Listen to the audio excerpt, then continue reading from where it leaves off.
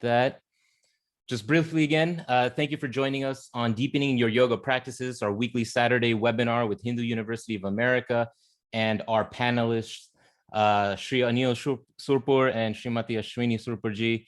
And it's been an amazing journey with Hindu University of America. We're seeing so much going on in the world, and we're happy to be building with Anilji and Ashwiniji, with Yoga Bharati, with all of us in these trying times as you know, we deal with the pandemic and it affects different places differently, and we have loved ones across the world being affected. But what we've done at Hindu University of America is built this platform to share this knowledge, improve ourselves, connect with people around the world. And one of the things that we like to do is just, you know, put in the chat where you are from in the world. I'm in Los Angeles. It's always amazing to see where you are zooming in from and joining Hindu University of America as we build not just our yoga program, but our overall Sanatan Dharma and bring our ideas to the West in this open and holistic platform from Albany, from Washington, Orange County, Ohio, Princeton, Trinidad and Tobago, San Jose. Always beautiful to see the different people. We have almost 100 people joining us. We're just at the top of the hour. People, you know, I hope the reminders we're sending you aren't too much. And it's always a pleasure to see people who have been tuning into our webinars again and again, and new friends always joining us from Calgary, from Minneapolis, from Utah. So let me introduce our panelists, and you know, we can get started with this webinar. So Srimati Ashwini Surpur has her computer science degree, her Sanskrit master's of arts, and has been the executive director of Yoga Bharati. She's worked at Oracle, software engineer for 15 years, and then moved into yoga training. I actually took the holistic yoga course with Ashwiniji almost a couple quarters ago, and I feel like I'm missing out, and it was such a great experience. And she's been a full-time volunteer staff at Yoga Bharati, the California-based yoga teaching and training organization that Hindu University of America has closely partnered with. And we're not competing, we're building together. We're sharing this dharmic wisdom and knowledge to people who are ready for it and using this platform to do it. She's got a great passion, Ashwiniji does, for teaching and working with people. She's spoken at various conferences on yoga and Hindu philosophy, and she studies and writes on Virashaiva philosophy. So we just sent out her blog post in our newsletter. Hopefully you had a chance to read that on holistic yoga. All these wonderful people are doing so much to support the university, share our ideas. And then, of course, we have Shri Anil Surpurji, who's a founding member and actually serving as the current president of Yoga Bharati USA. He's a senior faculty and yoga teacher at Yoga Bharati. Anilji has completed his BS in electrical engineering in India, an MBA from the All India Management Association. He has undergone the BKS Iyengar yoga training in Chennai back in 1986 and is practicing yoga ever since. He's compiled so much knowledge and wisdom and best practices that he is here to share with us in this wonderful webinar. And he's currently a director of engineering at UMA Incorporated in Sunnyvale, where they are both joining us from. So Anilji, Ashwiniji, let me hand it off to you. You can welcome our are we at 100 people? We're at 107 participants so far. You can welcome our folks and jump into the presentation. If you have questions, you know, put them in the Q&A box. We'll save them till the end. If you have something to put in the chat, happy to do that. We'll share some polls in a little bit. But Anilji, thank you for joining us today. Always a pleasure. Namaste, everyone. Ankurji, thank you very much for that introduction. It's wonderful to partner with you and the Hindu University of America, bring this wonderful yoga studies, courses in yoga studies, right? So I really appreciate and thank Hindu University of America for giving opportunity for Yoga Bharati to present our yoga studies and knowledge, you know, what you've been offering. So I'll just share my slides. So you can see my slides, right? All right, okay. So if you want to go to full screen. It's not full screen. No, it's a slideshow. put it slideshow. Sometimes slideshow may not work, but anyway, try.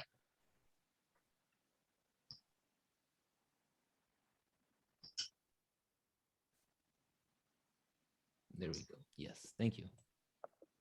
Okay. So I'll just take a minute to talk about Yoga Bharati. Yoga Bharati is a partner organization of Hindu University of America. We are offering yoga courses as part of the yoga studies. Yoga Bharati is a non-profit organization. Our aim is to spread the holistic yoga for the well-being of at physical level, mental, social, and spiritual levels of our personality. We are branch of Swami Vivekananda Yoga Research Foundation, SVYASA, popularly known as SVYASA, which is located in Bangalore, India. Vyasa is a premier yoga university, which has pioneered in the yoga research and has published over 500 research papers on the efficacy of yoga therapy in various publications.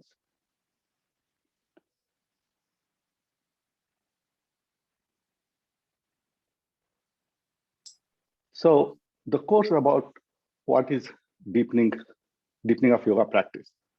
So we all practice yoga, either whether it's practice asanas or whether practice pranayama or meditation.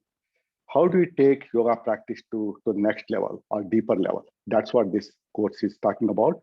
And we'll just briefly touch upon some aspect of what will be covered in this course. So first question is, what is asana? So asana is basically another form of meditation. People might be wondering, what is this? How can the asana be a form of meditation? So when you are able to sit in a comfortable position, you'll be able to make your meditation practice much deeper and pretty involved. But if you cannot sit, but always you can stand on one leg and meditate. So that will be practicing today as part of this course. And even the art of sitting, just sitting itself is 80% of the meditation. So what it means is, when you sit for meditation, always our body, the pains, aches in the body comes in the way, and it makes our meditation disturbed. So with yoga practices, it's important to have the control over our body so that our meditation becomes much more effective.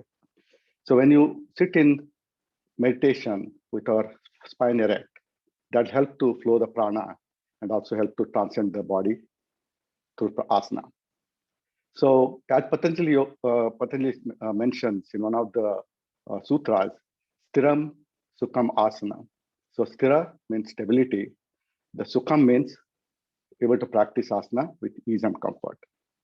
So when you stop thinking of asana as a practice or exercise, people think that asana is exercise. It's not just exercise. When you stop thinking this as an exercise, the experience will be at the meditative awareness in the asanas. So basically what you're doing is, when you're in the asana practice, you bring the experience of meditative awareness so that your asana practice becomes deeper. So now what we'll do is, we'll just take a few minutes to practice two asanas. Both are standing asanas. One is Vrikshasana, which is a tree pose. Then we'll practice Virabhadrasana, which is a warrior pose. These are simple practices. Many of you, have been practicing yoga, or some of you might be practicing for first time. So in this picture on the left side, the people who are practicing Vrikshasana first time, you can start with simple practice, which is keeping your standing on one leg, but keeping one other leg at a lower level, either toes pointing resting on the floor, or just a little bit at the ankle region, or at the shin level. Or you can take a chair. If you can grab a chair or wall with support of wall, you can stand. Or people who have been practicing Vrikshasana and asanas for a long time, I'm sure you will be able to practice Vrikshasana without any support. So here, what you are practicing, you are just taking a moment to practice Vrikshasana and see the effect of the practice, what effect it makes in your body. So that's what you are going to observe. And the second one is Virabhadrasana. This is warrior pose. Again, people who would like to have weakness in the knees, or if you are practicing for first time, you can take support of the chair. Or if you have been practicing for a long time, you can just practice without the chair support. So I will stop sharing. Then I will just briefly demonstrate both of this practice, one after the other, and we'll practice together.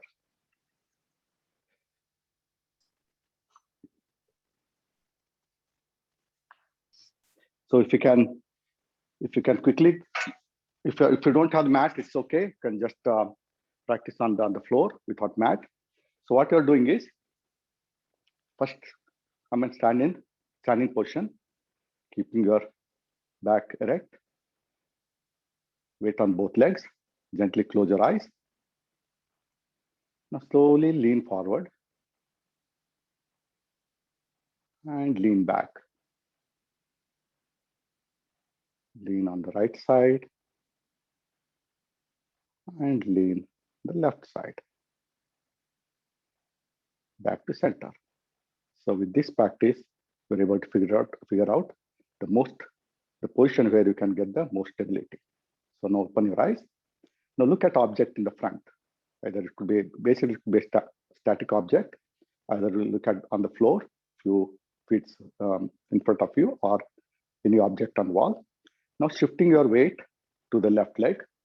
Now people who are practicing for first time, you can just keep your toes on the ground and to give the support, bring the stability, or you can raise on the chin level. Or people who have been practicing Vrikshasana, you can go classic Vrikshasana. Once you're in this position, join your hands at heart level. And if you're stable here, take your hand up, stretch up, and focus.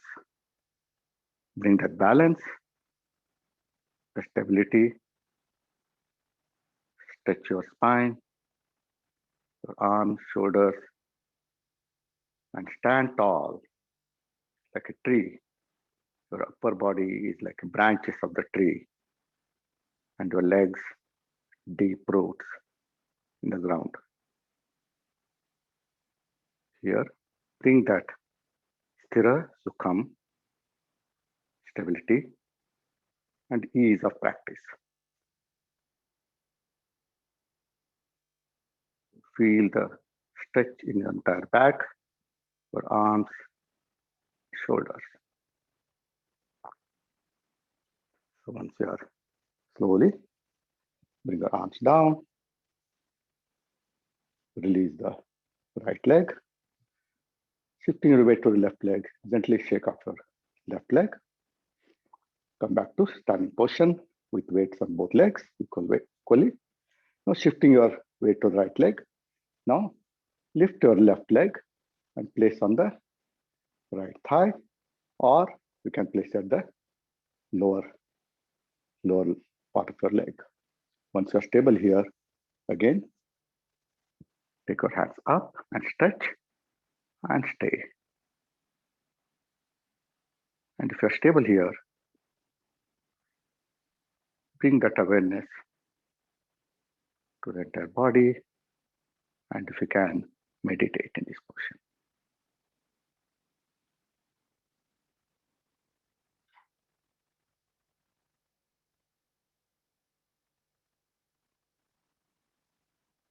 Bring that balance, focus, ease of practice, stability, and awareness. Now slowly bring your arms down, release your leg, and just shake off your right leg and relax. So observe the effect of the practice in your body, muscles, joints. So next we'll practice Virabhadrasana, that's warrior pose. If you have a chair, you can practice on the chair like this, tight on the chair, and that'll give a nice support. And if you don't need to practice the chair without chair support, so what you do is keep your legs apart, that was as wide as possible. Just if you draw a line, basically your both legs are in one line. So now turn your right toes pointing outwards. That means if you draw a line with your right heel into the left leg, the arch of your left leg, they should be in one line. So once in this position, keeping your hip in straight position, now what you do is now bend your right knee, right leg at the knee level. See whether you can take your right thigh parallel to the ground and placing both hands on your thighs, right thigh, squaring your hip towards the right leg and stay here.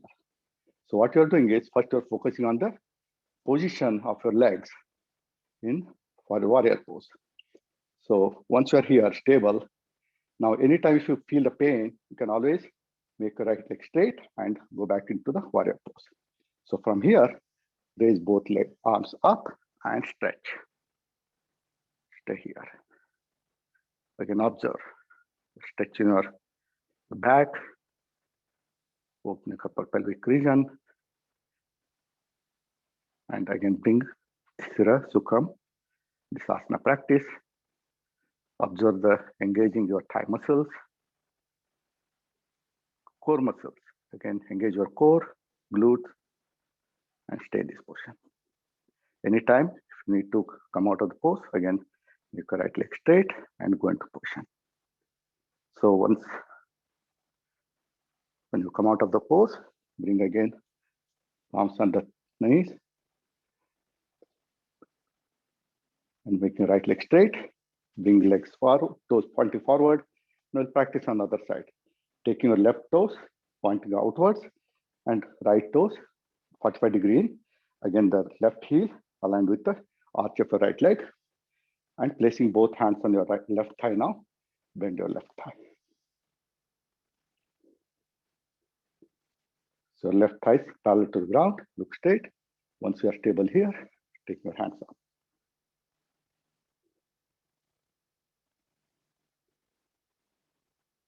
Stay for a few more seconds. Observe the stretch in your entire back,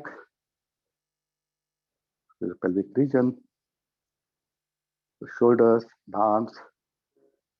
When you're ready, gently bring your arms down, make your left leg straight, toes pointing forward, join the legs, and stand there for a moment. Observe the changes, stretch. When you're ready, come back to your original position. If you're sitting position.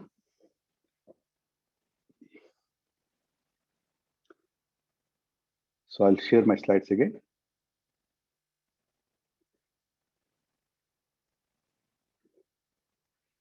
Okay. What did we observe? So in yoga practice, as I mentioned, when you practice Vrikshasana, the balancing and stability was important, very important. So what did you do in both yoga practices? Our entire body moved in one unit. It's not that just we left some portion of body back and moved other portion, but you observe that your entire body moved in as one unit. And we're using all the muscles. They work together in maintaining that balance. So what are those muscles? Core muscles, gluteal muscles, which are in the buttock and hips, lats and traps, that's in the middle and upper back. Then multifidus and erector spinae muscles. These are the muscles connecting the spine. So these are muscles, they work together, bring the balance in our body. Then coming to core strength, in how important is core strength in yoga practice. So the core can be described as the area between our bottom of the rib cage and the pelvic floor. The main part of the core ER, of course, our abdomen, the lower back, the diaphragm is important part of the core, and the pelvis, the pelvis floor. In abdominal region, the four important muscles in abdominal regions are rectus and transverse abdominis, and then the pair of obliques are internal and external obliques. And if our core is weak, what happens is, even if you have strong arms and shoulders, they are not adequate to compensate for lack of core strength. So a boxer, when he's boxing in the competition, so if his upper body and arms and shoulders and wrist might be very strong, but what happens if the core is weak, he cannot be a very good boxer, because to move, bend forward, bend backward or side, tuck, bend down to avoid the punches, the core has to be very strong to bring that mobility in the body. In fact, famous world boxer Muhammad Ali, in one of the interviews, the interviewer asked what is his secret of his success as a #1 boxer. He mentioned that he worked a lot on the develop his core. That's how he could be able to make his boxing practice very effective. If our core is weak, even the strongest arms and shoulders will not be sufficient, and they'll not be able to compensate for lack of the core strength. So when you have weak core, we generally tend to develop back pain. And when our core is weak, our posture is not good, and we just tend to slouch when you're standing or sitting. So coming to various muscles in the core, the one important muscle is rectus abdominis. These are long pair of muscles on either side of the middle portion of the abdomen. So these muscles also popularly known as abs or six-pack muscles. People say who are doing these muscle building, they talk about their show off their six-pack muscles. These are the basically rectus abdominis. These muscles allow us when we are bending forward or sideways. And these important thing is we need to develop strength in the muscles and also bring the flexibility. People who go to gym and do the workout, just they focus on developing strength in the muscles, build the muscles, but they lack the flexibility and stretching. With the weights, what happens is the muscles shrink, they become shorter and brittle. So it's important to stretch the muscles to keep them healthy and flexible. So there are examples are shown here. You are familiar with the crunches. It's very popular to build the abdominal muscles. After in yoga also we practice crunches. It's called as yogic crunch. And after practicing crunches, what you do is you practice complementary pose, what is Marjalasana or cat pose, to bring the flexibility and stretch the muscles. So the next set of core muscles are transverse abdominis. Transverse means horizontal. So these are direction of muscle fibers, which will go in that horizontal direction. That's the reason it's called as transverse abdominis. These are the deepest and innermost abdominal muscles. They are not at the surface level, but it's deep inside our stomach. These set of muscles, it's like wearing a tight belt around our waist. If you go to gym with people who are doing weightlifting, they have this wide belt around their belly. Why do they put the belt? Because to keep those muscles tight. So here, what you're doing is, with some yoga practices, we are trying to tighten the abdominal muscles to bring that able to lift the weight or engage the upper portion of the body. So there are two practices here which are help to develop the strength and flexibility in the transverse abdominis muscles are. One is plank pose. We are also known as Chaturanga and this will bring the strength in our TA muscles. And then relaxing and stretching and relaxing pose could be, one of them could be belly breathing to relax those muscles. And there are other practices in supine position to stretch the transverse abdominis muscles. So then the next set of muscles are obliques. So there are two pairs of oblique muscles. They are called internal and external obliques. The external obliques, these are situated on the lateral part of the abdomen. It's like a jacket pocket. When you place your palm in the jacket pocket, that's how they go from sideways, lateral to the downwards. That's how these muscles are aligned. And then the internal obliques are in the middle and opposite direction. They go from center to away from the body towards our chest region. These are called external oblique muscles. Sorry, internal oblique muscles. And with these muscles, these two muscles, they create a basket wave effect. How the baskets are waved with the string. That's how they give the effect of basket wave effect. And these both muscles together, they assist in side bending and twisting. So when you're practicing this Parsvakonasana, that's how you stretch these muscles. And then when you sit in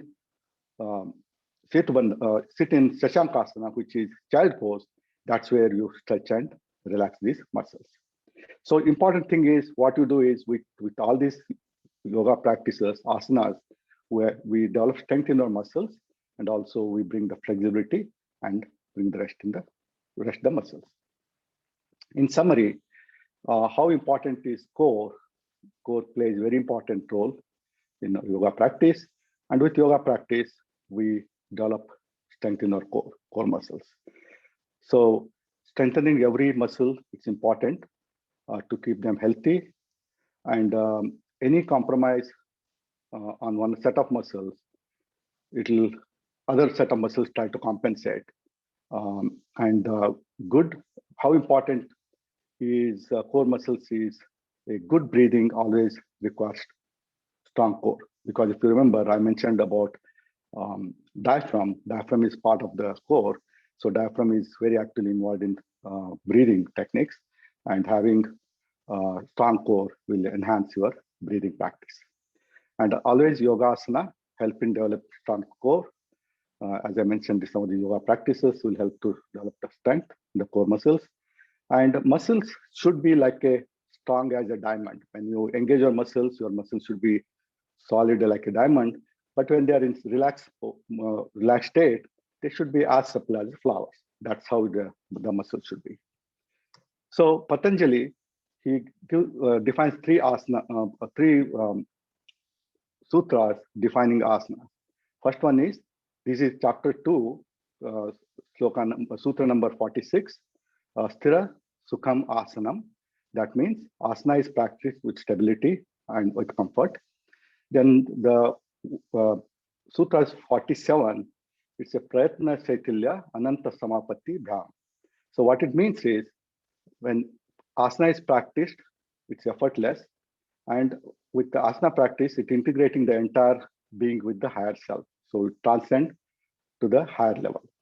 Then the third sutra, which is sutra number 48, is Tatodvandva Anabhighata. What it means is, when asana practice is mastered, it removes the conflict and duality thoughts in our mind. What it means is, always, sometimes we have this dual opposite effect of the mind, that is strong likes and dislikes, love and hate. So basically, with the yoga practices, this will remove the conflict in our mind. That's what this sutra meaning is. With this, I will stop sharing here. I will hand over to Ashwini to lead the second part of the seminar. Today, I focused on the asana practice, and will ask Ashwini will lead the pranayama practice part. Ashwini.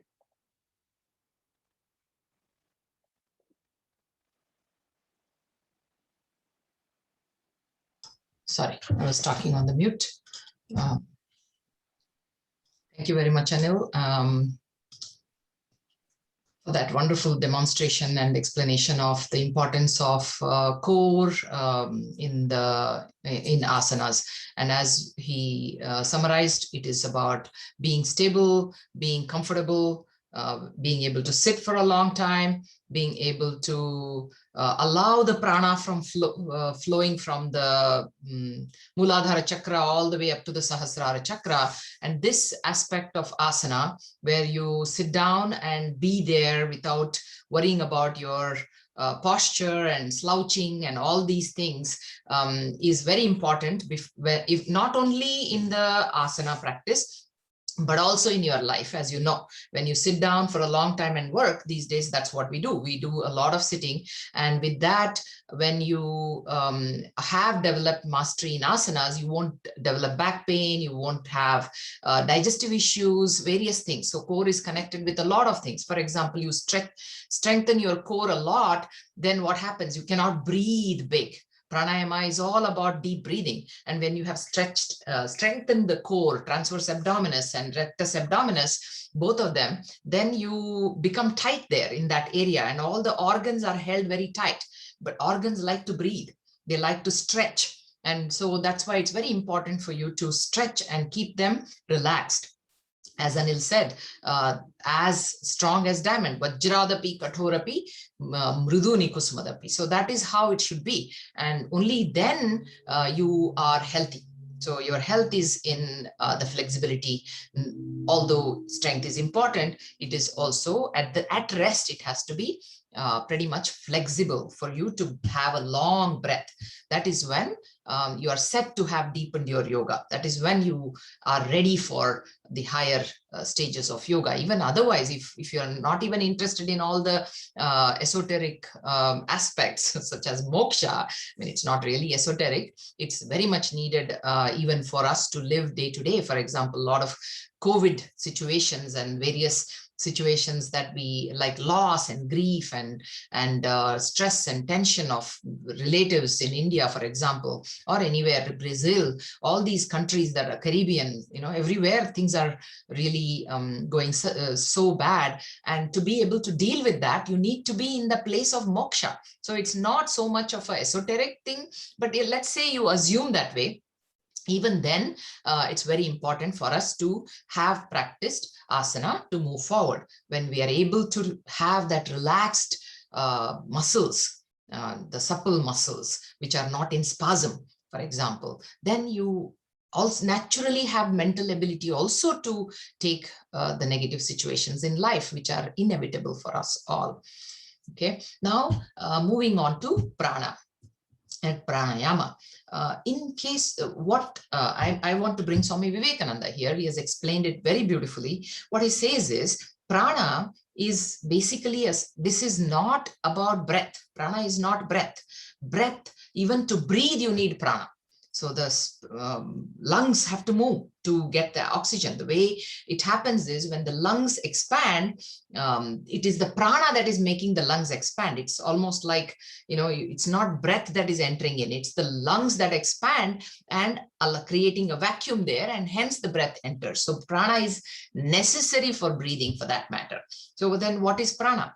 Prana is basically, let's call it life force. Let's call it energy, any form of energy, whether it is mechanical, kinetic energy, potential energy, mechanical, or, you know, what, magnetic energy, electrical energy. They're all forms of prana. And so that basically pranasyedam vashe sarvam, basically everywhere, anything that happens because there is prana in there. A tree grows because there is prana in there. You know, and prana is not necessarily only for living things, even inanimate or animate are all representations of prana here.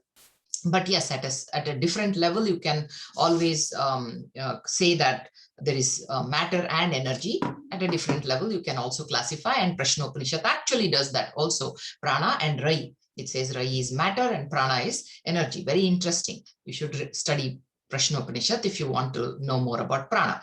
So now coming to pranayama. So what is pranayama? It is using the breath as the handle to control pranic activities. So when I say control pranic activities, are we not all interested in controlling our mind, which wants to go and eat some sweets every time I'm you know, feeling a little restless, let me go and hog something. So we want to control that. That is nothing but controlling prana. Prana Shakti makes us think. Prana Shakti makes us move, everything. So when my muscles are in spasm, I want to be able to relax. That also requires control, ability to control our pranic activities, and breath is the handle. Otherwise, they're all autonomic, you know, nervous system. So you cannot really control it as such. directly. So you need breath as the handle. Hence, pranayama is a technique of controlling and managing breath. So it's mastering pranic activities.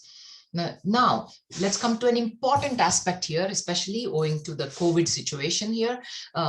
We would like to leave you with a good set of tips, on how to help even others in your family, friends who are facing this, right? So we all think that breathing more means more oxygen to the cells. So we have to breathe more. Kapalabhati, for example, breathe, breathe, breathe. Yes, we agree that Kapalabhati is important, but at the same time, understand what is pranayama. Pranayama is not about having a lot of breath or oxygen into your lungs. It's about taking that oxygen that is in your lungs and reaching it to the cells. Our body is almost like, these days, especially with a lot of stress and hyperventilation, we constantly breathe fast. And what happens there is, yes, there's a lot of oxygen in the lungs at that point, and even in the bloodstream. But unfortunately, the cells don't get that oxygen. Why is that? Because the cells are smart. They look at, there are receptors in the blood, in various parts of the body, or especially in the brain, where it detects carbon dioxide. Okay, not oxygen, carbon dioxide. When there is carbon dioxide in the bloodstream, it says, wait, when that level starts increasing, it says, wait, what's happening now? Carbon dioxide levels have increased. That means I have to take more oxygen in. That's how the body says. Now, since carbon dioxide levels are more, let me dilate the blood vessels. Let me now allow the hemoglobin to get more oxygen into the cells. Hemoglobin is the binder that binds. It is like a postman, which takes oxygen into its cells, and then it binds the oxygens, 4 molecules of oxygen per hemoglobin, and then it goes and delivers to the target cells. And now that all happens because carbon dioxide levels have gone up. That's when I'm hungry, I feel like eating. Same thing. It detects carbon dioxide to deliver oxygen to the cells. And now with quick, rapid, and shallow breathing, what's happening? There is no scope for carbon dioxide. You are simply just giving oxygen, oxygen, oxygen, oxygen. And then what happens to the body? It says, there is enough oxygen. I don't need to deliver it to the cells. There is already enough oxygen. So it's kind of cheating. The cells are cheated of oxygen. They are deprived of oxygen because there is no carbon dioxide levels in the body. Hence, what is more important for us here? I mean, of course, both are more important. Getting a deep breath and then allowing carbon dioxide to build. That happens through what we call Kevala Kumbhaka, which is you exhale and you're not in a rush to inhale. Of course, you don't hold your breath forcefully for a long time. Na hatat, na balat. That is a rule in yoga. But at the same time, you cannot be in a rush to inhale. And when are we in a rush to inhale? When we are under stress. So stress causes us to breathe fast or breathe big, quick breaths. But on the other hand, quick breathing increases the stress. So it's both cause and effect. Effect can be cause can be effect. So when you are relaxed, you breathe slow, allowing that carbon dioxide to increase. And when you allow the carbon dioxide to increase and breathe slow and deep, then your stress, even if it exists, it will come down. So let's say if the child is crying and breathing and no, you know how children cry, right? They are just constantly breathing. When you say, hey, calm down, breathe, take a deep breath. You just tell your children to just take a few deep breaths. The child will be, even though he or she may have tantrums, they will still relax and they will then tell you what happened, what was wrong, somebody did something to me or whatever it is, right? So this is the story of how carbon dioxide is very important in breathing. So breathe big and allow carbon dioxide to slightly increase. Okay, then one more aspect here, nitric oxide. This is another aspect. So one is carbon dioxide, the other is nitric oxide. This is also very important during COVID times. So here in this case, when you breathe with your mouth, which is what many of us do, Even while running, people do various places, and some people have habit of breathing with the mouth, and children especially, because they have a lot of allergies and nasal allergies and stuff. They also do that. So it's very important for us to teach children or anybody to breathe with nose, because nitric oxide increases when one breathes with nose. What is the role of nitric oxide? It's a component in the body that helps with immunity. Yes, immunity. Nowadays in COVID situations, they are giving nitric oxide spray in the nose. In fact, if you just breathe beautifully with your nose, your nitric oxide already, is sufficient, but may not be for a COVID situation. And we have a solution for that too. And nitric oxide also has shown that it helps with cardiovascular health. So yoga emphasizes on nasal breathing, and it also asks you to be keeping the nasal cavity clean with your neti, jal neti, and various practices. If you practice regularly, even weekly, once or twice, keep that as a habit. Slowly, you will start seeing that both the nostrils are always open, and that is very important. Your health is in the nose. Let's say this. For children especially, you have to say this. No matter what problem they have, make sure their nasal cavities is open. Age 9 and above, they can practice Jalneti. And so what the other thing that we want to show, there are research papers here. I'm not going to go too much into it. Just it's there for you to read. Basically, the research shows that increases body immunity in the body to mitigate virus infections. And it keeps respiratory and cardiovascular systems strong. Very important for COVID situation. And most importantly, Bhramari pranayama, low pitch Bhramari,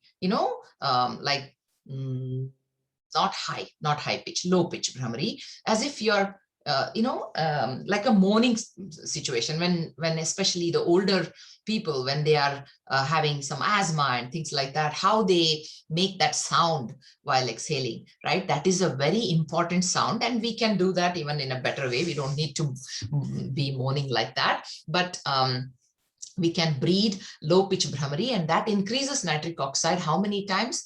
15-fold.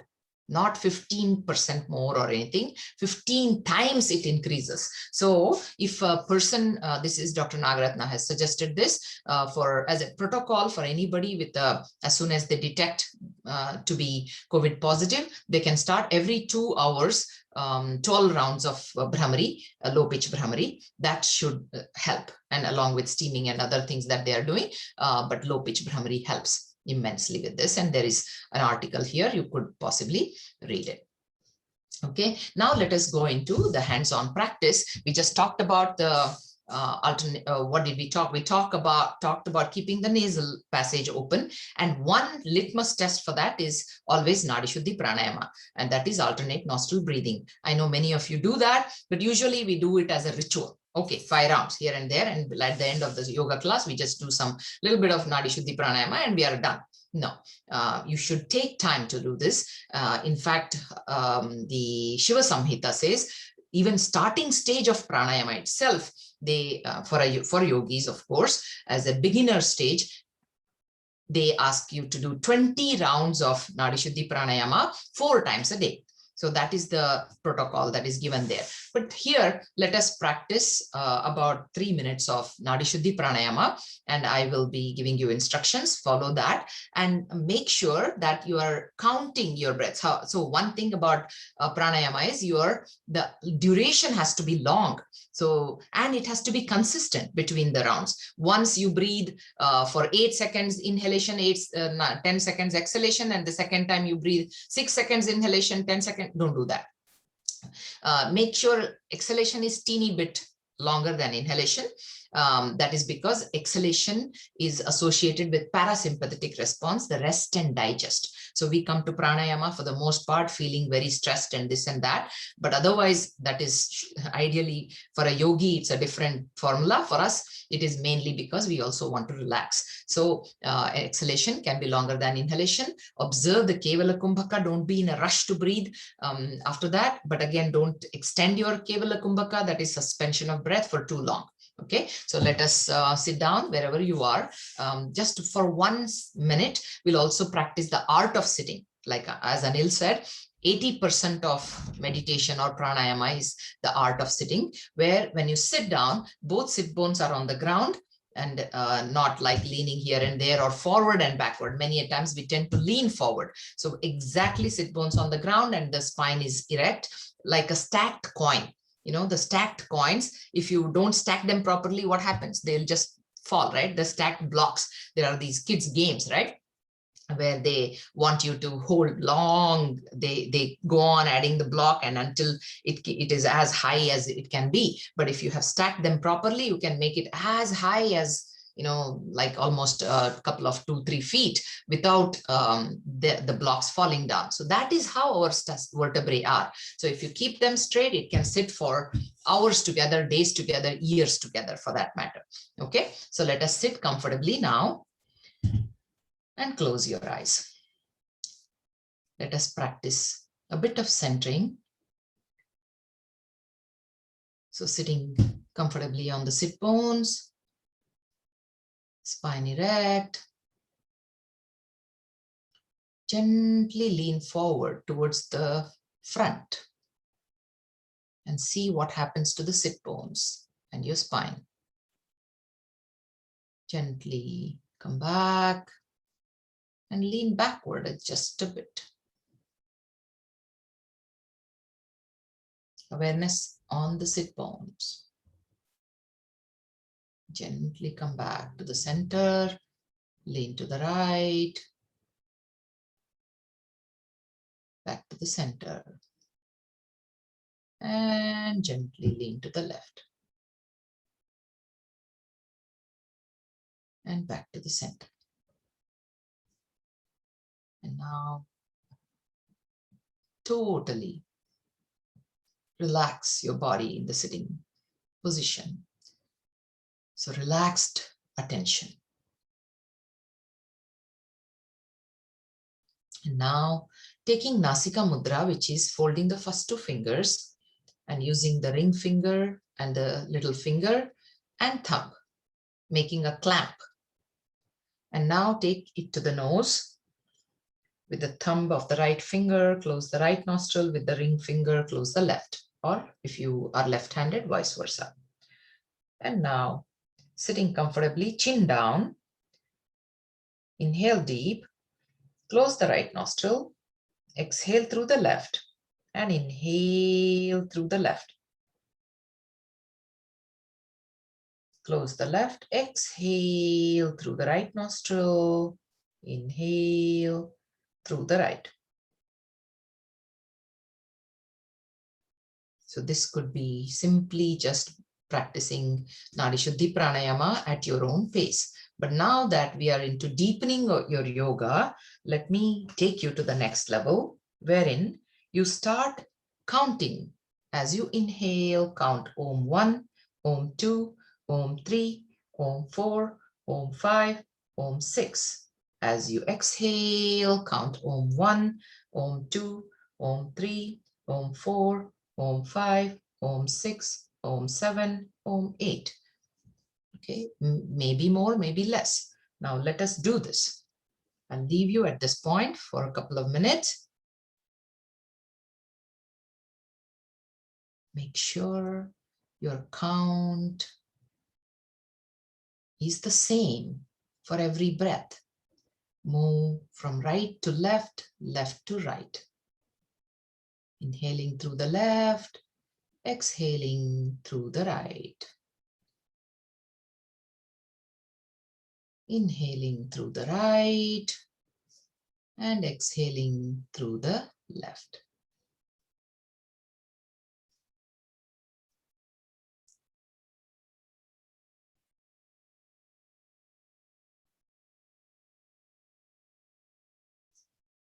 Continue while the timer is running.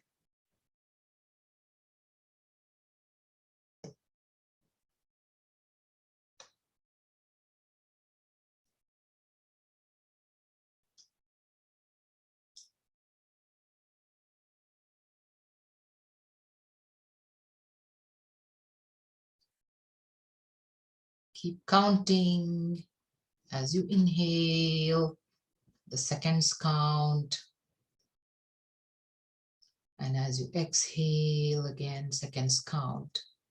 Throughout the practice, no tension, no extension of the breath beyond your capacity. Na hatat, na balat.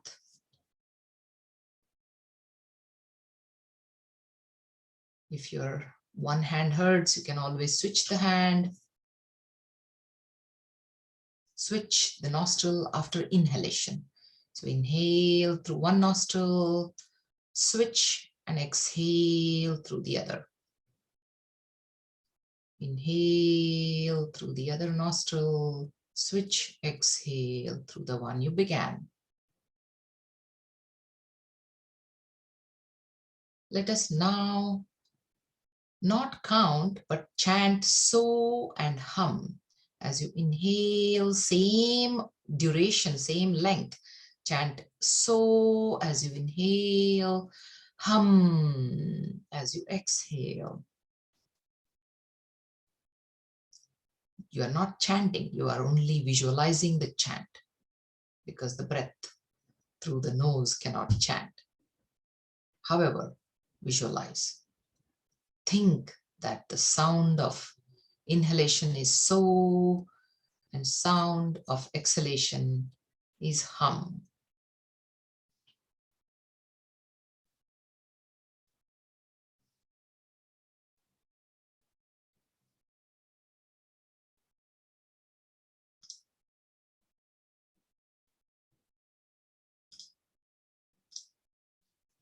And last one.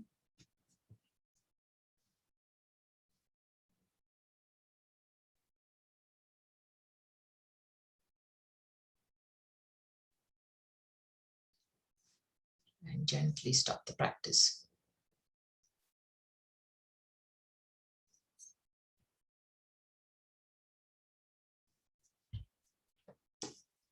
And keep your eyes closed. Observe the effect on both the nostrils, the balancing effect, the soothing effect. May or may not happen if you are new to the practice. It takes some learning. And gently open your eyes and let's move on to the next practice. So Bhramari, as we said, so we'll give you an opportunity to chant low pitch Bhramari for 5 times. And the low pitch Bhramari can be chanted in 2 ways. One is you can place your thumb lightly inside the ear, lightly, please don't plug your nose, your ears, or you can also close from the top. You press the flaps. You can do that. Ideally, light closing of the ears with your thumb inside gives you a much more resonant effect. And the 3 fingers, you lightly close your eyes. And when you chant, you produce a resonance in the body. So what happens, you have to adjust the pitch in such a way. First of all, the sound is produced from the back and there is a high sound. For example, the high can be, that's high. And this one, what we are saying, like that, that kind of a sound, right? So let's produce the low pitch sound where it vibrates in the throat region and possibly below or possibly in the facial region. It's not important. What is more important is to produce the sound. It can be powerful if you're used to it. If you're not, don't worry, produce as much as you can.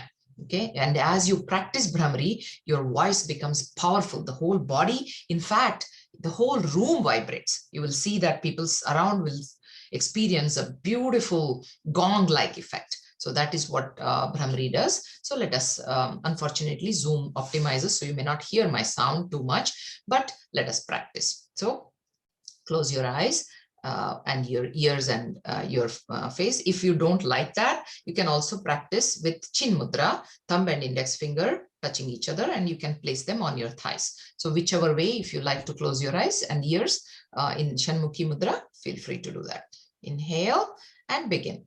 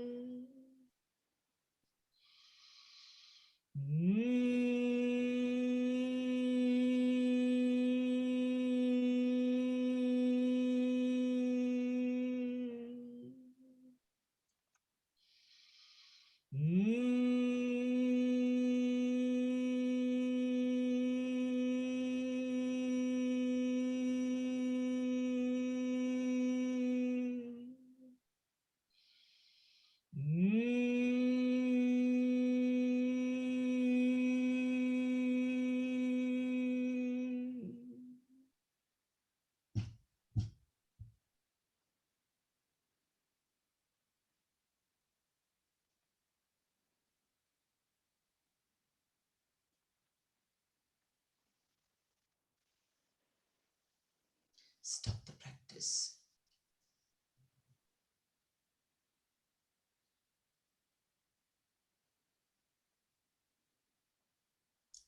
Every sound amplifies once your mind is calm.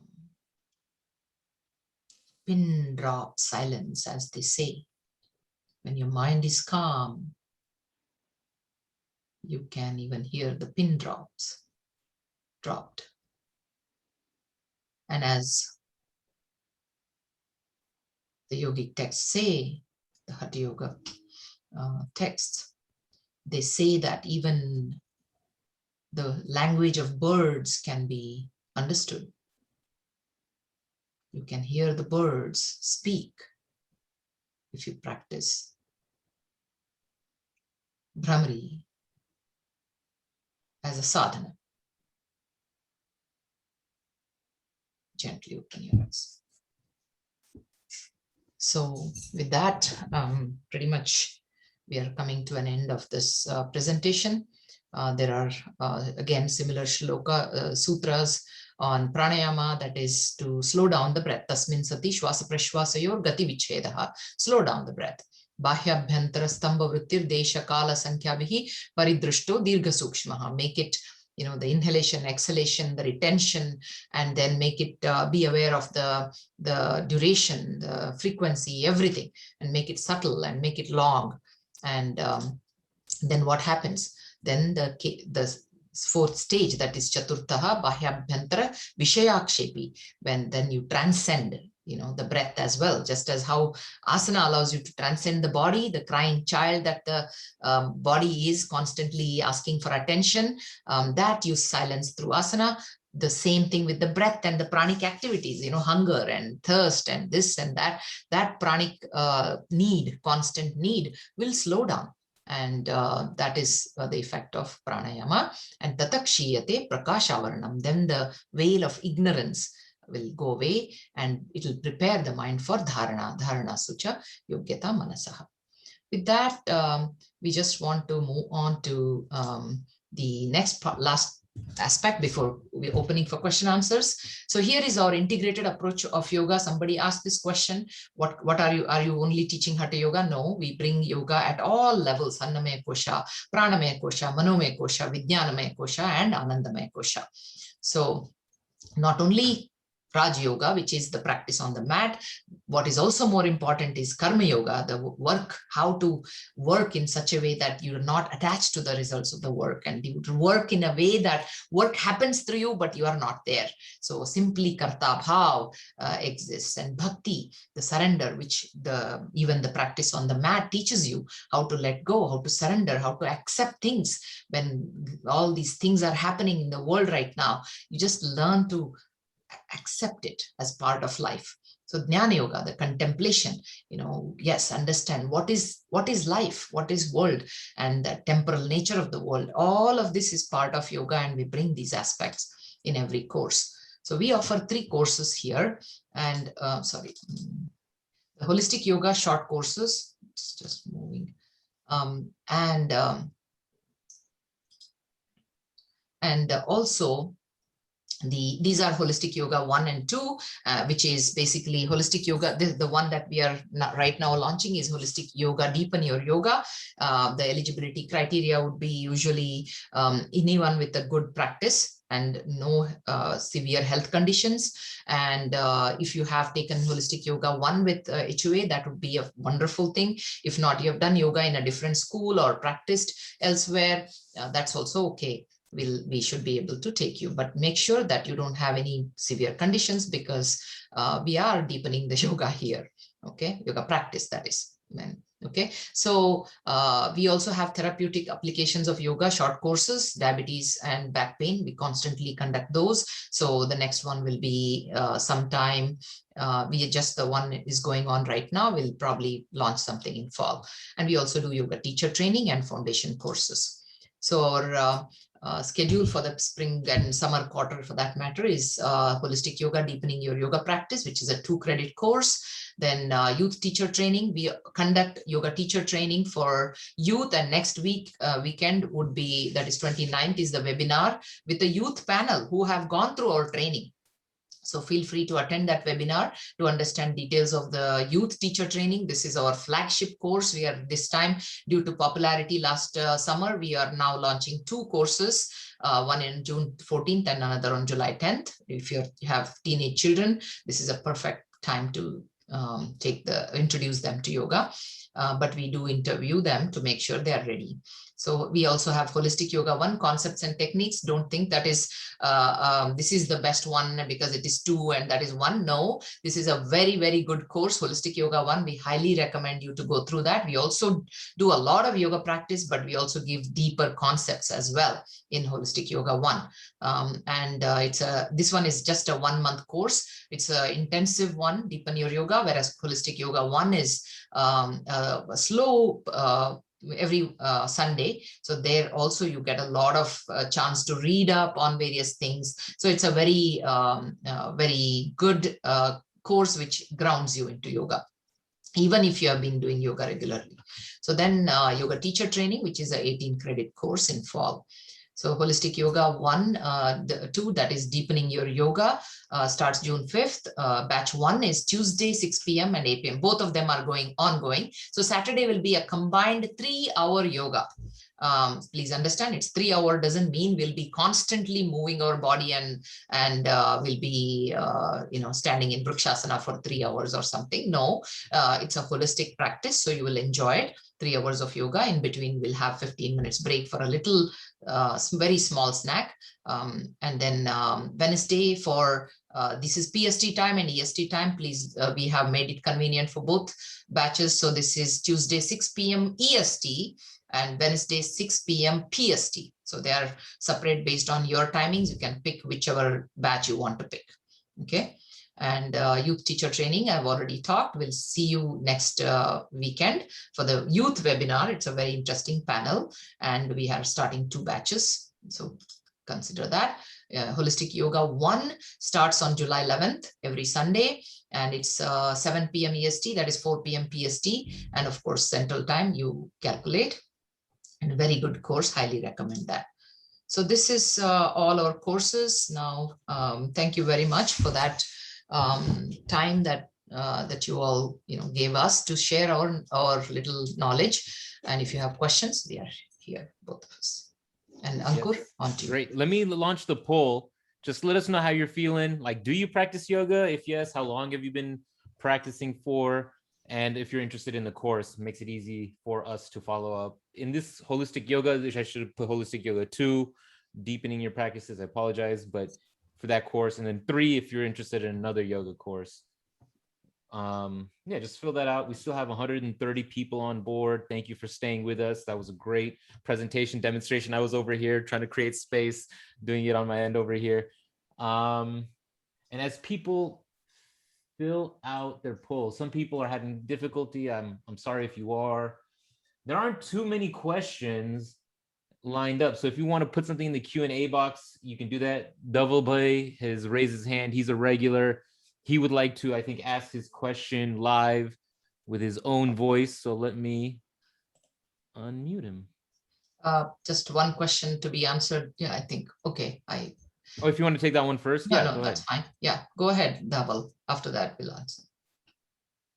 Let's see. Panelists, yeah, will join us shortly. Yeah, And hi, Ankur. Thank you. And either way is fine. I can ask first if you like.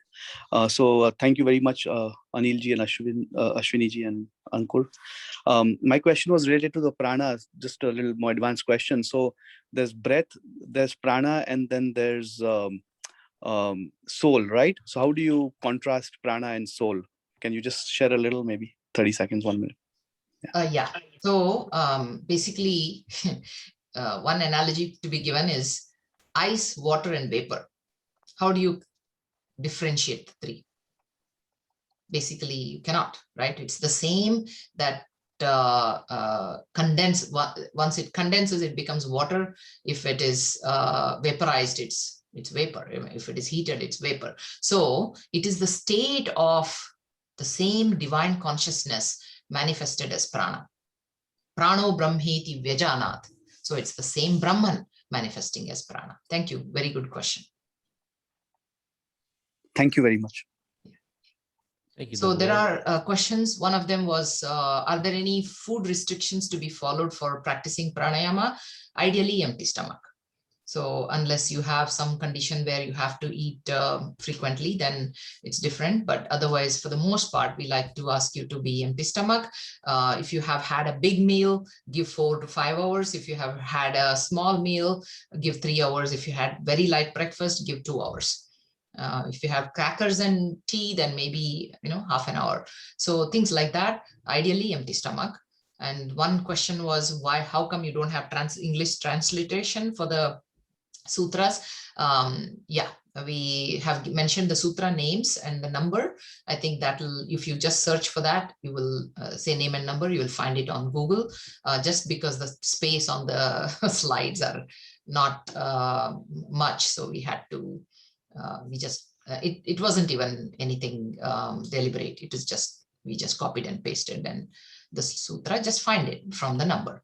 Okay. And do you have prenatal or postnatal yoga? Absolutely. We have prenatal yoga going on. Postnatal, we usually ask you to take a couple of sessions with us and then join the regular yoga. Does pranayama help with seasonal allergies? Absolutely, it does. It is meant for those things. And as I said, health is in the nose. Thank you. Any other questions for asana related?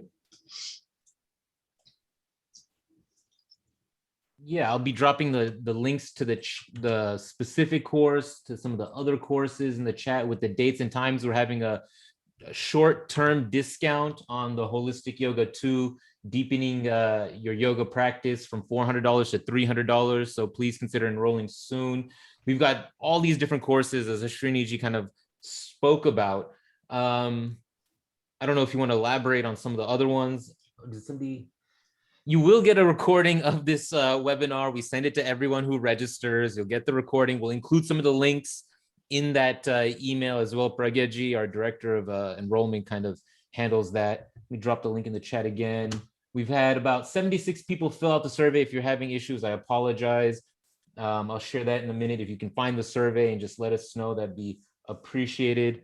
Ashwiniji, Anilji, other thoughts? Yeah, more questions. Does pranayama in the evening interfere with sleep? Very good question. Excellent question. Ideally not, but in the beginning, maybe. Why is that? Usually what happens is we tend to sleep in a very tamasic way. We want to be tired to sleep. We want to be dragged into, we want to crash on the bed. You see that? These are the words. But unfortunately, when you start your pranayama in the evening, you become so relaxed. The mind is not used to it. We are not used to being relaxed. When we are relaxed, we have to burn that energy, whatever we have got from that, right? That is how we are. So it takes some learning and some days. So you don't want to do a lot of pranayama in the evening. You want to start with small, but at the same time, once you learn to keep your mind always relaxed, then your sleep need itself comes down and your sleep becomes very sattvic if you practice pranayama before, in the evening, okay? Very good question. Hypothyroid tips, lots of Ujjayi breathing, which is, constricting the glottis. that will help. And also Anil might add any points if he in the asana section. Well, there are some asanas like Matsyasana, which will stimulate the thyroid gland, but it's too short time to kind of go over those. But if you attend one of these courses, maybe you can just go deep into some of those practices. Definitely, there are some asana practices which will stimulate thyroid gland to help with, in fact, balancing the thyroid, hypo or hyperthyroid. Thank you.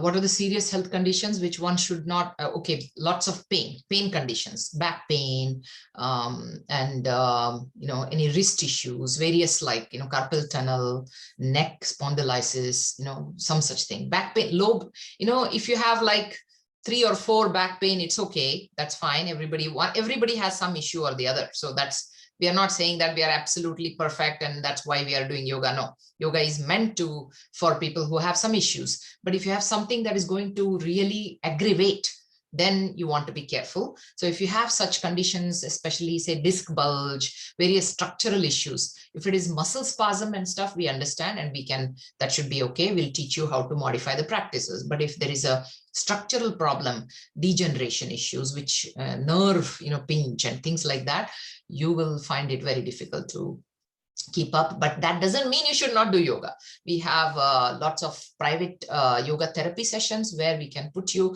HUA also, we offer yoga for back pain and various and diabetes constantly, like every other semester we bring this, quarter we bring this. So that is something we recommend.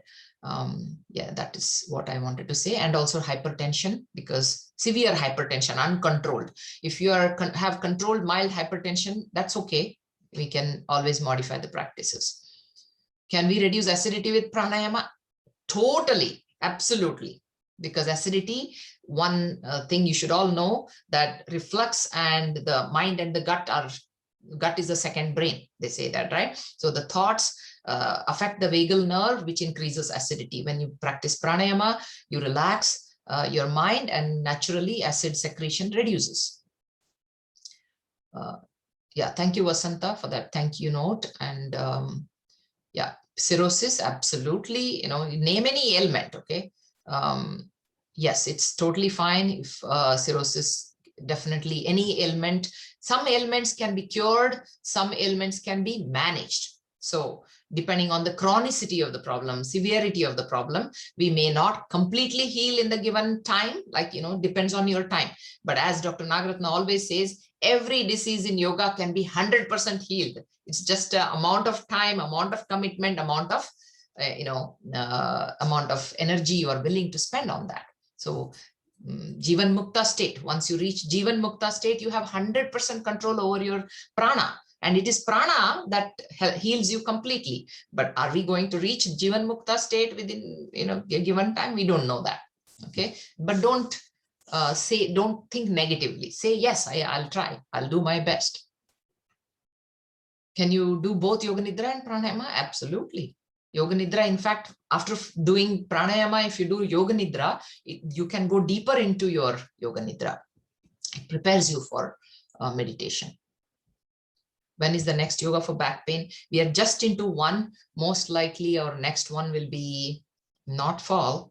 We do alternate holistic. Yeah, probably in fall. Holistic yoga is starting in summer. So fall will be back pain. Is it too late for COVID patients to benefit from these practices? It is never late to practice yoga. One can be on the chair, on the bed, in the ICU, and still practice Sahaja Pranayama. So understand that. So unless you are, of course, completely on the ventilator, then there is nothing you can do. As long as you are aware, as long as there is awareness, you can always relax. That relaxation is pranayama, reaching sthiram, reaching chitta vritti nirodha. That is where you completely let go of your fears and your all the thoughts and be accepting of the situation. That itself is yoga. And absolutely any stage where person is not in coma, they can practice yoga.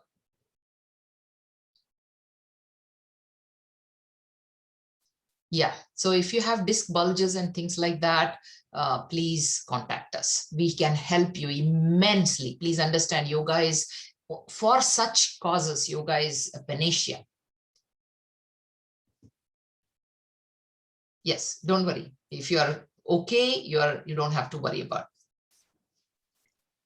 Thank you. Ashwini, there is a question from Dhavalji. Can you share about how Pratyahara complements?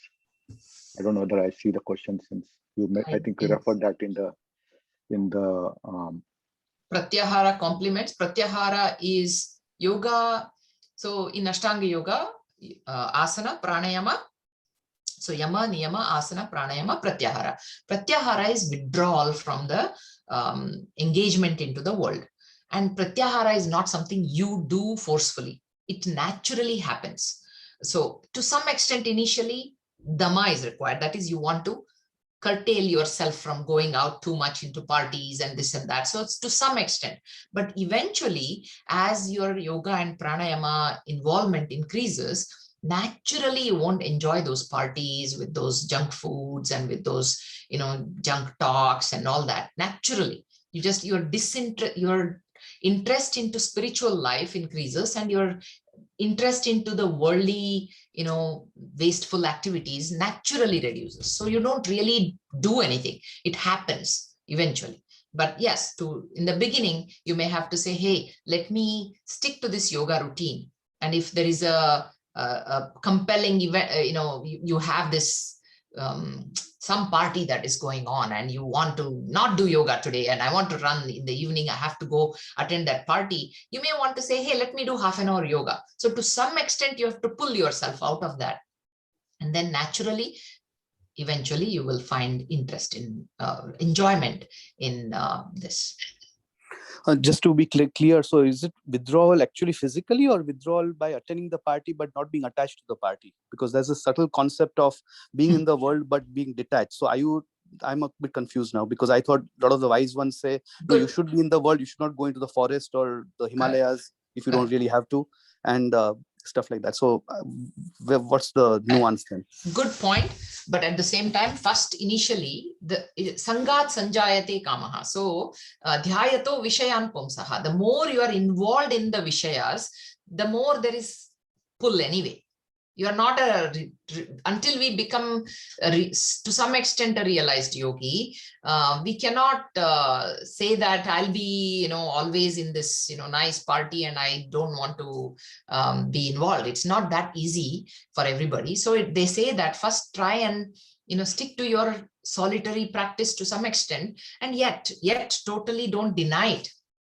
But eventually you can be in the world and not be attached. At the same time, you have to see that you have to pick your activity. You have to pick your, you have only so much time. Do what you really want to do. By the way, I noticed that today we have a AAA, like Ashwini ji, Anil ji, and Ankur ji.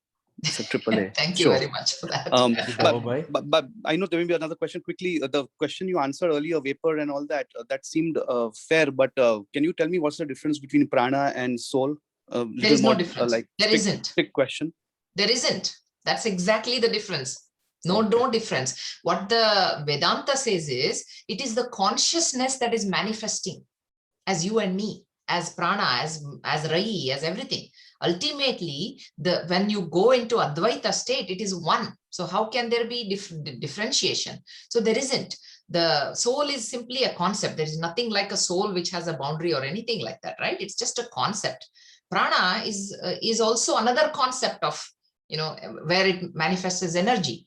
Just soul, Ishvara by himself is not going to act, right? So Purusha by himself is not going to be able to manifest. It is Prakriti that manifests. So in Yoga Shastra, there are two separate entities. But as we go further up into Vedanta, they are not even two separate entities. They are just one and the same. Thank you. So, yeah. Thank you. And thank you everyone for manifesting your energy here today for this webinar and joining us. Let me show the polling so that you can take a look at some of the results. Do you practice yoga? Interesting cross section of people. I think you can see it now. Yeah. and continue to drop the links in the chat, answering questions as they come up. We've got a few more minutes left in this webinar. I feel energized. I love this stuff. Let's, Anilji, Ashwiniji, did you want to take it somewhere? Well, More questions in the Q&A box. What's the question? Yeah. Anil, you want to? No, I think, no, you were saying that any closing remarks. So I think what I would like to say here is, the asana practice is very important part of the Ashtanga yoga practice. You start with asanas to bring the flexibility, strength, and, bring proper postures, alignment to our body, so that our it will help to transcend to the higher levels, whether it's pranayama or meditation. So I would say that start with asana practice and then incorporate the pranayama practice along with that. That's what I would like to say. Thank you very much. And I also would like to second that. That is practice, all of it, not just any one. And thank you, Balaji, for the divine, you said divine practice, practice daily. And this intensive 1 month will help you to take your practice to the next level. That's the whole point of this practice, to give you that taste of yoga, so that you can, then you will get the nuances, you will get the experience, and experience is the benchmark. Once you experience health, you will not slip down to ill health. Once you experience calm state of mind, then any disturbance you will immediately detect. For the most part, we live like frogs in the, in the hot water, right? There's that experiment where the frog being put in the quick hot water jumps out. If the frog is put in a cold water and slowly the temperature raises, it can sit there until it dies. So we are all like that, living with ill health as if it is not normal. Once you taste health, you will see the distinction. And next time you have slightly higher pulse, you will say, something is not making sense to me. Even pulse increasing, you will detect it. That is the whole point. Your body intelligence improves when you take up practice like this. Yeah. How long should I typically practice every day? Keep at least an hour for yoga every day. That's how I would like to say. Thank you for that wonderful questions and involvement. It was very, very engaging practice. Thank you. Thank you, Ankur, for conducting this whole session. Wonderful, wonderful. Thank you all. Click through the links. I may have misposted the exact dates. There's 2 sessions this summer quarter. So if Wednesdays work better, or if Tuesdays work better, whatever works for your schedule, we're trying to be accommodating. So click through the links, see what the specific ones are, if they work with your schedule. Take advantage of the $100 discount for the next few days. And as Ashwiniji said, this will make you feel better. You won't want to drop it. This is going to improve your whole outlook. And thank you for participating. Thank you for being on. And we hope to continue seeing you at these webinars, and you continue to take courses with Hindu University of America, with Yoga Bharati, and continue doing good work. Thank you, Ankur. Thank you. Thanks, Ankur, for hosting us. Thank you. Thanks, everyone, for your participation and spending your valuable morning time on Saturday. Thank you.